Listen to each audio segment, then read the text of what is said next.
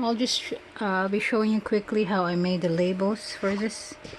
And here's my crate system. So, here it is. I've already started it. I got lots of folders, and then I got some hanging file folder. There's 34 of them. 34, and I labeled them with a purple marker, and then I'm labeling the folders with just this purple thing. So I made these labels here.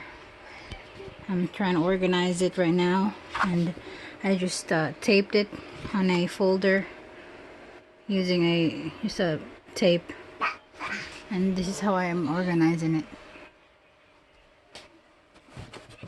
So 34 weeks, and then each week, as you can see, this is week 1. Each week has 5 folders. 1, 2, 3, 4, 5, and then so on.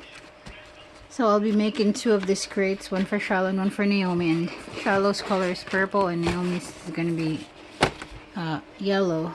So here's a quick view of our crate.